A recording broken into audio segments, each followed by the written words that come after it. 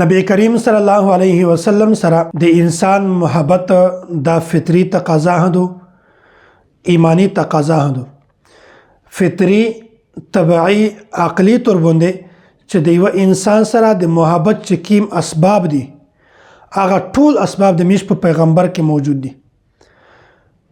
د یو انسان سره محبت کېدلای شي د یو د محبت وجد شي د تعلق دی.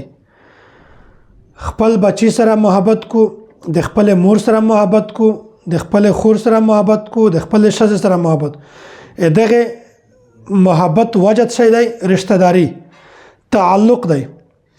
او دوم نمبر کله د چا سره محبت شي د یغ د حسن او د جمال دی وجنه چې انسان ډیر زیات خوشاله وي، جسم دی وجنه، ظاهر باډی دی وجنه، دغه وجنه محبت شي.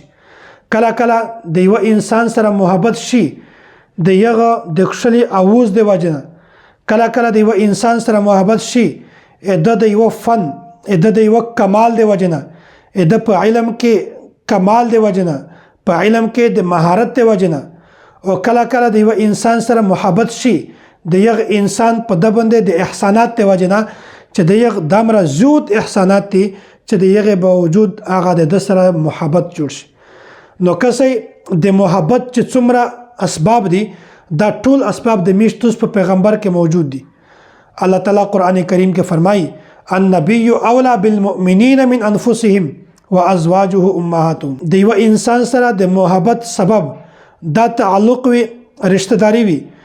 نو کسې خپل بچای د مور پلور سره محبت کو د یو سره تعلق شوتی اتشری وجنه چې دا مور پلور دا دغه انسان د تخلیق وجود او سبب جوړ شوی دی، دا یې دنیا تر لږلی دی، دا یې دنیا تر وړی دی.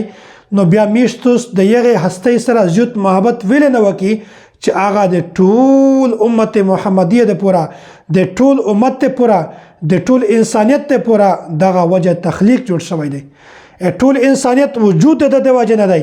نو بیا میشتوس ویلی په خپل مور پلور نه زیات د پیغمبر علیه السلام سره محبت نه وکړي.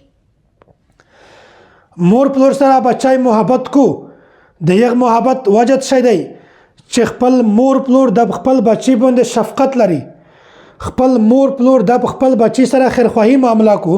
نو بیا میشتوس د یغ هستۍ سره زیات محبت ویل نه وکي چې هغه په ټول امت باندې شفیق دی، هغه د ټول امت سره د خیرخواهی معامله کړی دو. الله تعالی قرآن کریم کې فرمایي لقد جاءکم رسول من انفسکم عزیز علیه ما عنتم حریص علیکم. د غرنګ خپل بچای د مور پلور سره محبت کو د یغ د محبت وجد شي دی چې هغه په زندگی کې د یغ انسان د مستقبل جوړول د پورا ټوټل تر صلاحیتونه د قربان کو.